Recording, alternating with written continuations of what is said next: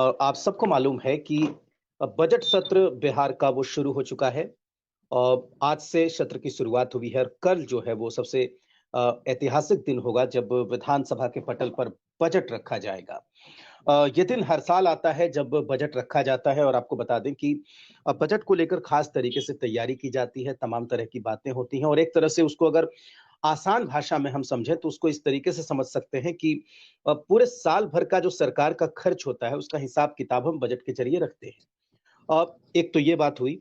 दूसरी बात इस बजट को लेकर जो सबसे महत्वपूर्ण बात ये कही जा रही है कि रोजगार को लेकर ये जो बजट होगा, वो एक महत्वपूर्ण बजट हो सकता है क्योंकि इसमें रोजगार के अवसर पैदा करने और जो रोजगार में बढ़ोतरी की बात हो सकती है क्योंकि अगर शिक्षा के क्षेत्र में, स्वास्थ्य के क्षेत्र में या बाकी दूसरे क्षेत्र में बड़े पैमाने पर हम रोजगार जनरेट करेंगे, बड़े पैमाने पर हम नियुक्तियाँ करेंगे, तो उसके लिए बजट भी चाहिए। और वो यहीं से तय होगा कि क्या हम उसको उतने बजट दे रहे हैं, तब ये तय हो जाएगा कि वाक़ई में सरकार रोजगार को लेकर के गंभीर है। तो कल बिहार का बजट है और बजट में रोजगार को लेकर किस तरीके से सरकार अपनी प्राथमिकता में रखना चाह रही है और दूसरी बात ये कि जो ये कहा जा रहा है कि शिक्षकों की बहाली होगी, जो ये कहा जा रहा है कि रोजगार के अवसर बढ़ेंगे, इसको लेकर क्या कुछ हो सकता है, इस पर हम चर्चा करेंगे। तो हमारे साथ चर्चा करने के लिए पैनल मौजूद है। सबसे पहले मैं परिचय कराना चाहूँगा। दिलीप कुमार हैं हमारे साथ, छात्र नेता हैं। दिलीप जी, बहुत स्वागत है आपका ज़ी बिहार झारखंड पे। संतोष कुमार हैं, राजनीतिक विश्लेषक हैं। संतोष जी, आपका बहुत स्वागत है। सारिका पासवान हैं आरजेडी की तरफ से। सारिका जी, आपका बहुत स्वागत है और जी, नमस्कार। मनोज कुमार हैं, बिहार राज्य प्राथमिक शिक्षक संघ की तरफ से हमारे साथ जुड़े हुए हैं। मनोज जी, आपका भी बहुत स्वागत है। तो इससे पहले कि मैं बाकी लोगों का पक्ष जानूं, सबसे पहले चलते हैं संतोष जी आपके पास कि वाकई में कल ये आंशिक रूप से क्योंकि सरकार जब से महागठबंधन की सरकार बनी है, ये लगातार कहा जा रहा है कि हम बड़े पैमाने पर बहाली करेंगे। क्या कल वाकई में ये तय हो जाएगा जब हम बजट का प्रारूप देखेंगे बाकी डिपार्टमेंट का, ये तय हो जाएगा कि वाकई में सरकार इस दिशा में हमें कुछ गंभीर नजर आ रही है? शिक्षा को लेकर पहले से ही गंभीर है। शिक्षा और स्वास्थ्य को लेकर के और पहले भी बजट ठीक ठाक रहता था, लेकिन इस बार महागठबंधन के बनने के बाद सरकार की पहली प्राथमिकता है जॉब देना, 10 लाख नौकरी देना लोगों को, और उसी पर काम सरकार लगातार।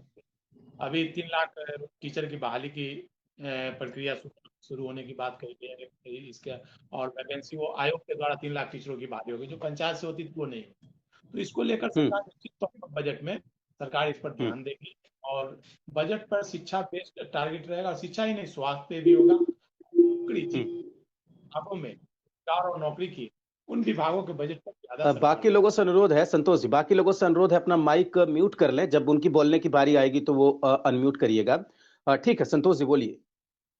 तो सरकार रोजगार को लेकर के बहुत ज्यादा गंभीर है और तेजस्वी यादव का एक सूत्री कार्यक्रम है 10 लाख रोजगार देना, क्योंकि उन्होंने अपने घोषणा पत्र में वादा किया था घोषणा पत्र में कि पहली कैबिनेट में 10 लाख नौकरी पर साइन करूंगा, पहली कैबिनेट में। लेकिन वो मुख्यमंत्री नहीं बन पाए और उप मुख्यमंत्री के बनने के बाद नीतीश कुमार के साथ जैसे ही उनकी गठबंधन बनी और उप मुख्यमंत्री बने, तो उसके बाद उनका पहला लक्ष्य यही था कि भाई बहाली किया जाए। नीतीश के साथ समझौता हुआ कि ठीक है, तो नीतीश जी ने उनसे आगे बढ़कर के बोला कि 10 लाख नौकरी ही नहीं, 10 लाख रोजगार भी देंगे। 20 लाख की बात गठबंधन के बाद गांधी मैदान में आयोजित सभा में मुख्यमंत्री ने 15 बिल्कुल आ रही आवाज, बोलिए। 15 अगस्त को गांधी मैदान में मुख्यमंत्री साफ तौर पर कहा कि 10 लाख नौकरी और 20 लाख लोगों को हम रोजगार देंगे, नौकरी और रोजगार के साथ मिलाकर। और सरकार उस पर काफी गंभीरता पूर्वक काम कर रही है। सभी विभागों का एक ही तेजस्वी यादव जो भी बैठक लेते हैं या मुख्यमंत्री, तो उनकी प्राथमिकता होती है कि जो भी विभाग में वैकेंसी है उसको निकाला जाए। और इस बार बजट में वो देखने को मिलेगा आपको कि सरकार की प्राथमिकता जो जॉब देना है, शिक्षा पर ज्यादा बजट में होगा ध्यान सरकार का। शिक्षा पर निश्चित तौर पर ध्यान होगा और सरकार उसके लिए काम भी कर रही है। अभी तो 3 लाख की वैकेंसी निकलने वाली है, जिसका प्रस्ताव भी पास हो गया है कि आयोग के माध्यम से बहाली होगी। तो सरकार इस मामले में गंभीर है और निश्चित तौर पर बजट में उसको देखने को मिलेगा। ठीक है संतोष जी, तो जाहिर सी बात है कि इन सब बातों को लेकर ही और यही वजह है कि आज हम चर्चा कर रहे हैं कि क्या वाकई में खासकर अगर शिक्षक भर्ती की बात करें तो क्या जो इतने लंबे समय से जो अभ्यर्थी इंतजार कर रहे हैं, क्या उनको कल उनके लिए खुशी का दिन होगा, या जो कहा गया है कि बजट सत्र में नियुक्ति नियमावली भी पास हो जाएगी, बाकी चीजें भी हो जाएगी, तो वो कितना इसमें भरोसा करे, शिक्षक अभ्यर्थी या जो स्टूडेंट्स हैं वो कितना भरोसा करें? सबसे पहले चलते हैं, देखिए परिचय कराते हैं, संतोष पाठक बीजेपी की तरफ से जुड़े हुए हैं, आपका भी बहुत स्वागत है।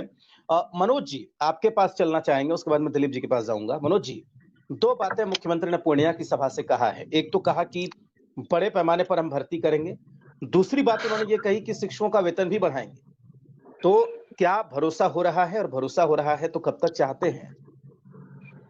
देखिए रजनीश जी, वहां पर कुछ शिक्षक लोग पहुंचे हुए थे पूर्णिया की सभा में, और जब उन लोगों ने वहां पर बात उठाया तो माननीय मुख्यमंत्री ने वहां कहा कि शिक्षक की हम बहाली करेंगे।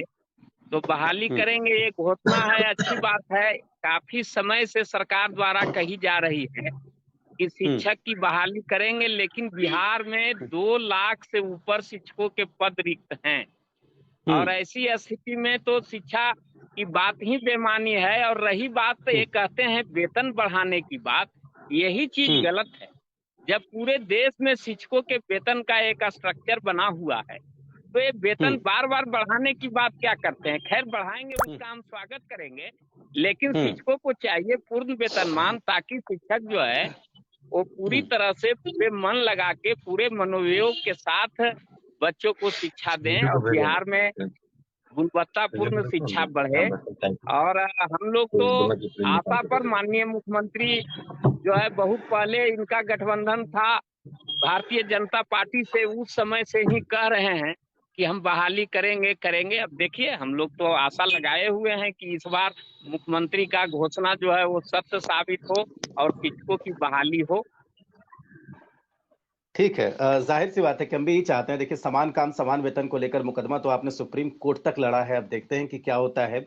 चलिए, इससे पहले कि सारिका जी के पास जाएं, संतोष जी के पास चलते हैं, ताकि कुछ सवाल वो खड़े करें तो हम सारिका जी से जवाब लें।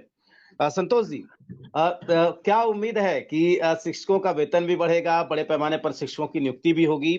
7वें चरण को लेकर जो ये कहा जा रहा है कि 2 लाख 3 लाख शिक्षकों की भर्ती होगी, तो क्या लगता है कि बजट सत्र में ही ये घोषणा हो जाएगी, या आगे के लिए इसको टाल दिया जाएगा? राजेश जी, देखिए, ये सरकार का खुद का मैंडेट नहीं है। ये चोरी की बनी हुई सरकार, और ये चोरी की बनी हुई सरकार इसलिए भी है क्योंकि इसने वोट भी चोरी से पाए हैं। और ये मैं इसलिए कह रहा हूं क्योंकि जब 2020 का चुनाव आया था, तो मैं भाजपा का मैनिफेस्टो कमेटी का मेंबर था। तो हम लोगों ने जब सभी विभागों से वैकेंसी पूछी कि कंसर्न विभागों में कितनी कितनी वैकेंसीज है, आप लोग अपना अपना सूची दे दीजिए। तो टोटल जो वैकेंसी निकली थी सरकारी विभागों में वो 4.5 लाख थी, जिसमें 3.5 लाख शिक्षक थे, लगभग 40,000 लोग स्वास्थ्य विभाग में, और बाकी जो 60,000 जो वैकेंसीज थी वो बिहार सरकार के अन्य सभी विभागों को जोड़कर थी। तो कुल वैकेंसी 2020 में 4.5 लाख थी बिहार सरकार में। तेजस्वी यादव जी ने उसको 10 लाख बताया कि 10 लाख लोगों को पहली कैबिनेट में हम लोग नौकरी दे देंगे, और मतलब 10 लाख नौकरी हम लोग दे देंगे। सब छोड़ दीजिए कि नौकरी कब मिलेगी, नहीं मिलेगी, कहां से देंगे, कैसे देंगे, वो सारे प्रश्नों को आप छोड़ दीजिए। आज इस सरकार को बने हुए जब लगभग 8 महीने का समय होने जा रहा है, इनसे सिर्फ रोड मैप तो पूछिए कि रोड मैप क्या है 10 लाख नौकरियों का, या शिक्षक अभ्यर्थियों की ही जो बहाली की जो पूरी प्रक्रिया थी वो पिछले 8 महीने में क्यों डिरेल हो गई। हमने ये कहा था कि 7वें और 8वें चरण की पूरी वैकेंसी करते करते हम लोगों की सरकार में वो चरणबद्ध प्रक्रिया जो है वो शुरू हो गई थी। उसको दिलीप जी भी इंडोर्स करेंगे, मनोज जी भी इंडोर्स करेंगे कि एनडीए की सरकार में 7वें चरण की बहाली की भी प्रक्रियाएं लगभग शुरू हो चुकी थी। आज 8 महीने गुजर गए और ये पूरी की पूरी सरकार तो अंतर्कलहों में आज के समय में घिरी हुई है। किसी को सुधार, आज सुबह से क्या मुद्दा है, आज राष्ट्रपति जी ने अपना अभिभाषण जो है वो पेश किया है सदन के अंदर, ठीक है, लेकिन आप टीवी खोलिए और आपको क्या मुद्दा दिखाई दे रहा है कि तेजस्वी यादव जी ने कहा कि सुधाकर सिंह जो है वो भाजपा और आरएसएस के एजेंडे पर बोल रहे हैं। एक बात बताइए, सुधाकर जी आपके अपने आदमी हैं, आपके प्रदेश अध्यक्ष के बेटे हैं, और उसी नाते उनको टिकट भी मिला है। सुधाकर सिंह कोई रोड पर घूमते हुए व्यक्ति तो थे नहीं कि जिनको तेजस्वी जी और लालू यादव जी ने पकड़ के विधायक बना दिया, ऐसी तो बात है नहीं। टिकट तो और इसलिए दिया कि पहले आपने टिकट दिया संतोष जी, उसके बाद उन्होंने दिया। हमने टिकट दिया नहीं दिया, हमारे तो विधायक नहीं है ना, और वो ना सवाल हम पर खड़े कर रहे हैं, सवाल तो इस सरकार पर खड़े कर रहे हैं ना। और मैं ये कह रहा हूं कि ये एक छोटा सा द्वंद नहीं है, सिर्फ सुधाकर जी का प्रकरण नहीं है। पिछले 8 महीने वो कभी उपेंद्र कुशवाहा कूद जाते हैं, कभी सुधाकर जी कूद जाते हैं, कभी राजद के लगभग 8 से 10 विधायक पिछले 8 महीने से अलग अलग प्रकार की बयानबाजियां कर रहे हैं। लेकिन इस पूरे प्रकरण में राजेश जी, जो मेरा सवाल है, जो राजद को भी बताना चाहिए, कोई जदयू के लोग हों वो भी बताएं। संतोष जी अभी कह रहे थे कि सरकार बहुत गंभीरता से लोगों को नौकरी देने का प्रयास कर रही है। नीतीश कुमार जी तो हमारे साथ चुनाव लड़कर गए थे, ठीक है, और आज भी वो सबको नहीं राजेश जी, वो वीडियो सबको याद है कि कहां से देगा 10 लाख नौकरी, कहां से देगा, जेल से लाएगा पैसा, कहते थे ना नीतीश कुमार जी। अब वही नीतीश कुमार जी महागठबंधन की सरकार बनाते बनाते 20 लाख नौकरी का मैं फिर आता हूँ संतोष जी, मैं फिर आता हूँ, बाकी लोग बोल रहे हैं, मैं फिर आता हूँ। कहना आप ये चाह रहे हैं संतोष जी, अंतिम बात राजेश भैया, अंतिम बात आता हूँ, ठीक है, अंतिम बात करें कि ये सरकार इस बात को लेकर गंभीर नहीं है कि बिहार में शासकीय व्यवस्था किस प्रकार से चलाई जाए। सिर्फ नौकरियों की बात नहीं है। एक ईडब्ल्यूएस का अभ्यर्थी मेरे संपर्क में थे, वो आप ही के चैनल के माध्यम से परसों शाम में उनकी भाई की हत्या कर दी गई चाकू से गोद के। अब किन परिस्थितियों में हुई, कहां कैसे हुई, ये मैंने बहुत नहीं पूछा। उनका परिवार शोक संतप्त था तो मैंने बात नहीं की। ये सरकार जब से बनी है बिहार में, तो पहले तो जीवन तो बचे तब ना नौकरी की बात आएगी। मैं दोबारा संतोष जी, मैं दोबारा आता हूं आपके पास, बाकी लोग जुड़े हुए हैं वो भी बोल रहे हैं, मनोज जी के साथ हो सकती है। हमारे साथ दिलीप कुमार जी जुड़े हुए हैं, सौरभ कुमार जुड़े हुए हैं। सौरभ कुमार छात्र नेता हैं। सौरभ जी बहुत स्वागत है आपका।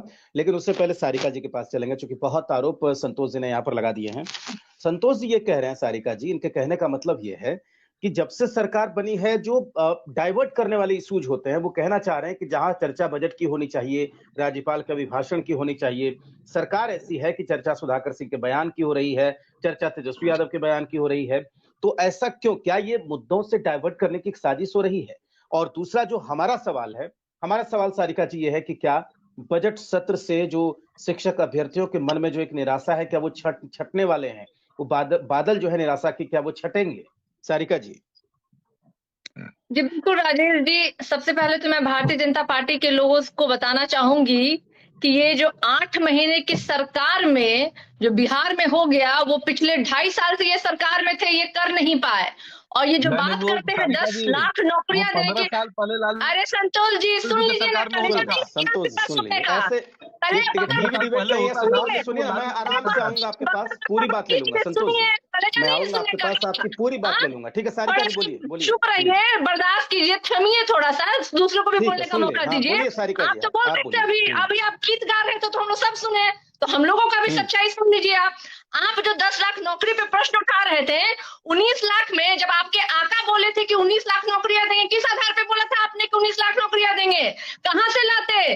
सिंगापुर से लेके आते क्या, कि इटली से लेके आते, कि अमेरिका से लेके आते आप नौकरी? अरे महाराज, पहले अपने गिरबान में झांक लीजिए, उसके बाद आप दूसरे पे उंगली उठाइए। अरे आज ये जो सरकार मेरे सवालों का जवाब दीजिए सारिका जी, है, और उस मुद्दे पे तेजस्वी यादव जी ने हमेशा ही प्रखरता से बात की, उसके लिए वचनबद्ध है,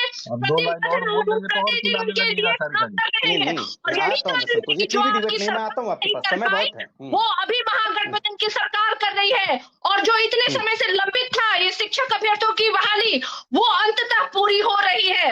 और कल आप देखेंगे, इन्हीं आंखों से आप देख लीजिएगा और इन्हीं कानों से आप सुन भी लीजिएगा, जो इतने लंबे समय से लंबित मामला था, उसको किस तरीके इस महागठबंधन के सरकार में पूरा किया जा रहा है। और वो तमाम वादे जो राष्ट्रीय जनता दल और महागठबंधन के लोगों ने बिहार की जनता के साथ किया है, वो पूरे किए जाएंगे। आपका दर्द मैं समझ सकती हूँ, आपके पेट में दर्द हो सकता है, क्योंकि आपके धर्म का यह गोटी नहीं चला, आपके झूठ का गोटी नहीं चला, तो दर्द तो आपको होगा ही। लेकिन जी सारिका जी, सवाल मेरा सुन लीजिए।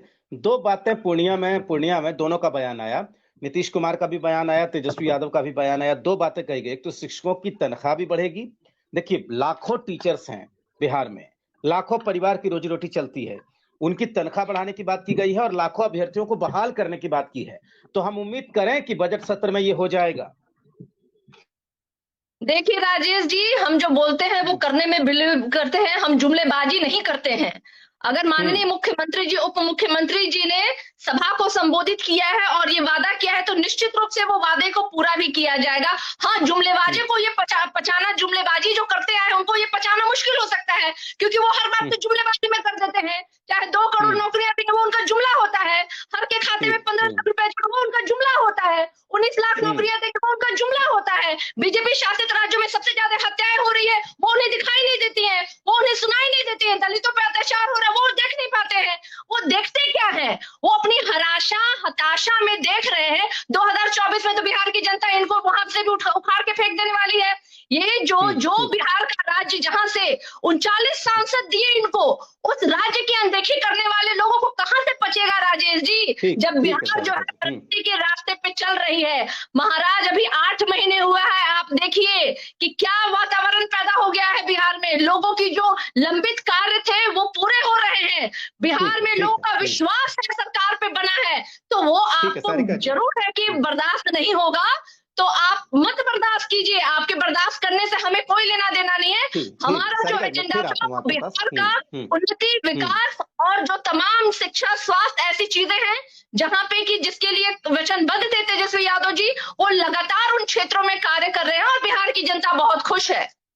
ठीक है, मैं आता हूं सारिका जी, मैं फिर आऊंगा। संतोष जी आपसे भी जवाब लेंगे, पूरा इत्मीनान से आप बने रहिए हमारे साथ। लेकिन 2 लोग अभी और हैं और उनका बोलना बहुत महत्वपूर्ण है इस विषय पे जो आज का विषय है। दिलीप जी आपके पास जाना चाहेंगे। काफी बीच में तकनीकी थोड़ी खराबी आ गई थी इसलिए मैं गया नहीं आपके पास।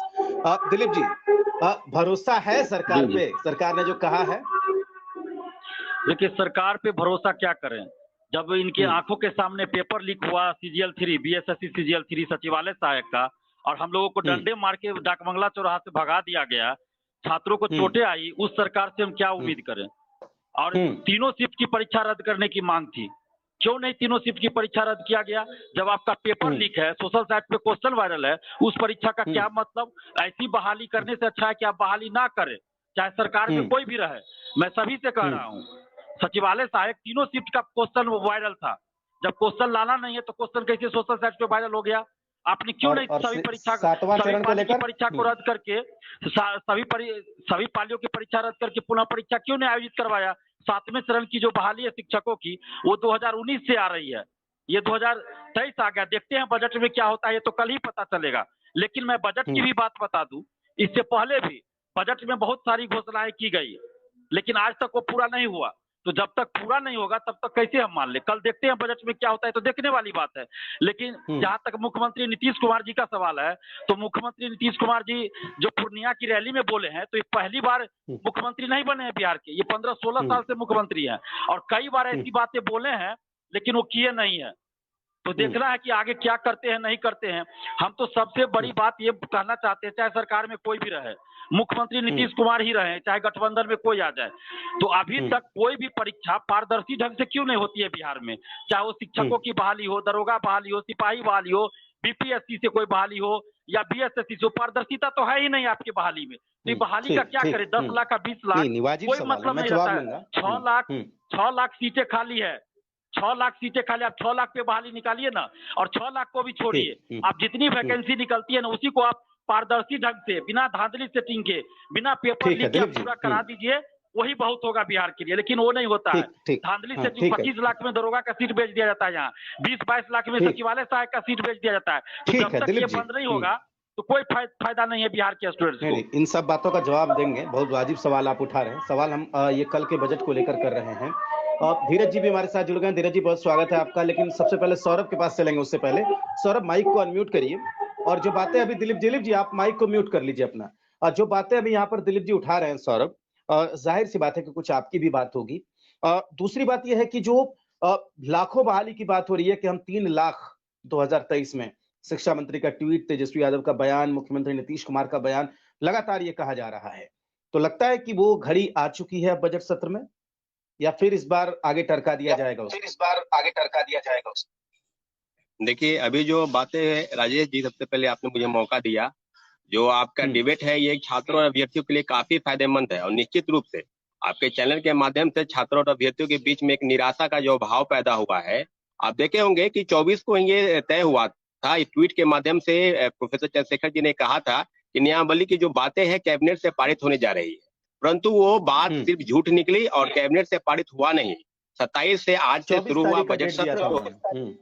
जी बिल्कुल, हाँ 24 को उन्होंने डेट दिया था कि हमने नियमावली पर साइन कर दिया है और निश्चित रूप से नियमावली पर कैबिनेट से मंजूरी मिल जाएगी। तो उसमें 7वें चरण की जो बहाली है, जो शिक्षकों की बहाली है, उसमें कहीं कोई दिक्कत नहीं होगा, हम लोग करा लेंगे। लेकिन आप ध्यान देंगे कि बिहार की तमाम परीक्षाओं में, अभी दिलीप भाई बता रहे थे बीएसएससी का मामला हो, बीपीएससी का मामला हो, 7वें चरण की वैकेंसी की बात हो, उसके पहले हम एक अन्य डिबेट में संतोष जी भी बैठे हुए थे, बीटीएससी का मामला था। आप देख लीजिए कि कितनी नियति और नियत कितनी गंदी है, जो अधिकारी 4 साल से जो एजुकेशन क्वालिफिकेशन है वो तय तक नहीं कर पाए कि आखिर क्या योग्यता के आधार पर उनका निर्धारण करना है। परीक्षा नहीं लेना है, जो जूनियर इंजीनियर की जो वैकेंसी है उसमें परीक्षा नहीं लेना है, बस क्वालिफिकेशन देखकर उसको मेरिट बनाना है। और 4 साल लग गए, 19 में वैकेंसी आई और अभी तक उसको ज्वाइनिंग नहीं करा पाए, ये लोग रिजल्ट निकाल कर ज्वाइनिंग नहीं करा पाए। तो आप देख सकते हैं, हाईकोर्ट में मामला चला गया, परीक्षा को रद्द किया गया। प्रोफेसर की वैकेंसी थी, हाईकोर्ट में मामला गया, परीक्षा को निरस्त किया गया। तो आप लगातार देख रहे हैं कि बिहार की सारी शिक्षा व्यवस्था जो है ना वो चौपट हो गई है और लगातार इस तरह की बातें की जा रही है सरकार के तरफ से कि हम ये करने जा रहे हैं, वो करने जा रहे हैं। अरे तेजस्वी यादव की बात कर रहे हैं ना सारिका पासवान जी, बताइए ना 2020 का विधानसभा चुनाव बताइए, आपने कहा था ना कि 10 लाख सरकारी नौकरी, और अभी कितनी नौकरी आप दिए हैं? एक बात बताइए, आप कितनी नौकरी दिए? आपके पास मैं पूरे दावे के साथ कर सकता हूं कि 1 लाख सरकारी नौकरी भी आप नहीं दे पाएंगे, और सिर्फ और झूठ जाति और धर्म के नाम पर प्रोफेसर चंद्रशेखर युवाओं को बांटने का प्रयास कर रहे थे। तो हम ये सोच रहे हैं कि नए बजट सत्र में हम लोग चाहते हैं कि सरकार और युवाओं की बात हो, सरकार युवाओं की बात करे, रोजगार की बात करे और विकास की बात करे। आप शिक्षा के मुद्दे पे ही रहिए, आपकी बात आ गई है, राजनीति करने के लिए और लोग यहाँ पर जुड़े हुए हैं। धीरज जी हमारे साथ जुड़े हुए हैं। धीरज जी, बाकी आप माइक को म्यूट कर लीजिए। धीरज जी, ये जो मैं लूंगा, सारिका जी जवाब भी आपसे लूंगा, संतोष जी भी कुछ कहना चाह रहे हैं। तो आपने पिछली बार काफी आरोप आपने लगा दिए पलटवार करते हुए, मैं उसका भी आरोप लूंगा, लेकिन पहले धीरज ठाकुर के पास चलते हैं। धीरज जी, ये देखिए, बात नौकरियों की होगी और मुझे नहीं लगता कि नौकरी और रोजगार से बड़ा कोई मुद्दा किसी भी स्टेट में होता है, चाहे वो किसी का भी शासन हो, कोई भी पार्टी सत्ता में रहे। परिवारों को रोजगार चाहिए और शिक्षक जो है वो केवल रोजगार का मसला नहीं है। मैं बार बार कहता हूं कि शिक्षक जो है वो बिहार के भविष्य का सवाल है। अगर स्कूलों में शिक्षक नहीं होंगे तो ये केवल रोजगार से जुड़ा मसला नहीं है, ये मसला बिहार के भविष्य से भी जुड़ा है, क्योंकि आपके स्कूलों में अगर शिक्षक नहीं होंगे तो हमारे जो बच्चे हैं वो बेहतर शिक्षा नहीं पा पाएंगे, और बेहतर शिक्षा अगर हासिल नहीं कर पाएंगे तो बिहार का भविष्य खराब हो जाएगा। धीरज जी, ये जो बड़े पैमाने पर शिक्षकों की भर्ती की बात ये कही गई थी कि नियुक्ति नियमावली को हम मंजूर करा देंगे और हम नोटिफिकेशन भी जारी कर देंगे, बजट सत्र में ये कहा गया था। क्या लगता है कि ऐसा कर पाएगी सरकार? धीरज जी। देखिए, सरकार तो कह रही है कि करेंगे। आपने अभी 24 फरवरी को भी देखा होगा कि रैली में, पूर्णिया के रैली में भी ये सवाल उठे थे और सीएम ने कहा कि हम कर रहे हैं। तो लगातार सरकार तो कह रही है कि हम कर रहे हैं, लेकिन देरी अगर हो रही है, ये छात्र या जो अभ्यर्थी हैं वो सड़कों पर उतर रहे हैं, तो ये सरकार के लिए चिंता का सबब है। और जहां तक आपने ये कहा कि शिक्षकों की बहाली भी होनी चाहिए और क्वालिटी ऑफ एजुकेशन की भी बात होनी चाहिए, कि आप देखिए कि अभी जिस सदी में हम लोग गुजर रहे हैं, उस सदी में क्वालिटी ऑफ एजुकेशन की बहुत बड़ी है। आपने कहा कि बेहतर शिक्षा होना चाहिए, और शिक्षा होने के लिए आपको बेहतर शिक्षक की भी जरूरत होती है। और गांव में भी और लगातार ग्रामीण इलाकों में आप जाएंगे तो भले ही आप कह दें कि शिक्षकों छात्रों को साइकिल दिया गया है या साइकिल से जाती है, निश्चित रूप से एक बहुत बड़ा वो कारण रहा है जो शिक्षा में एक ट्रांसफॉर्म लाया। शिक्षा के जो स्कूल नहीं जाती थी छात्राएं, वो स्कूल जाने लगी, वो शिक्षा पाने लगी, बहुत बेहतर हुआ है। लेकिन फिर अब उनको आगे की वो जो आज के समय में डिमांड है, वो डिमांड शिक्षा के क्षेत्र में किया जा रहा है, क्या उस स्तर का शिक्षा अब मिलेगा? ये भी एक सवाल है। शिक्षकों की बहाली सरकार जैसा कह रही है कि हम करेंगे, और मुझे लगता है कि 2024 है तो कुछ न कुछ तो होगा ही। ठीक है धीरज जी। मनोज जी के पास चलना चाहेंगे। मनोज जी, कि जो वेतन बढ़ोतरी की बात है, पिछले भी मैंने देखा था, पहले भी वेतन बढ़ा था, तो क्या लगता है कि वेतन जिस तरीके से सरकार बढ़ा रही है अभी उस पे आप लोगों की भी तो कुछ मांग होगी, क्या है मांग? देखिए, समान काम समान वेतन देने की स्थिति तो है नहीं बिहार सरकार की, वो पहले ही मामला आ चुका है, लेकिन फिर भी कुछ एक्सपेक्टेशन तो होगा आप लोगों के। देखिए, हम इसमें यही कहेंगे, हम लोगों का एक्सेप्ट जो है तो सरकार से आशा तो है ही है, लेकिन विशेष तौर पर जैसे जो वेतन बढ़ाते हैं तो वेतन बढ़ाने का इनका कोई तौर तरीका नहीं होता है, जिसके चलते क्या हो रही है कि शिक्षकों में वेतन विसंगति उत्पन्न हो जा रहा है। जूनियर का वेतन ज्यादा, सीनियर का वेतन कम, ये मामला पहले ही से चल रहा है। तो ये सब चीज से निपटने के लिए पूर्व में जो व्यवस्था बनाई गई थी, और ये जो सरकार कहती है कि पैसा नहीं है, वो गलत बात है। हमारा 2.25 लाख पद सैंक्शन था, जिस पर पूर्व की सरकारें राशि दे रही थी, पूर्ण वेतनमान दे रही थी, लेकिन ये जो है बात बनाते हैं, जनता को गुमराह करते हैं कि पैसे की कमी है और समान काम समान वेतन हम नहीं दे सकते।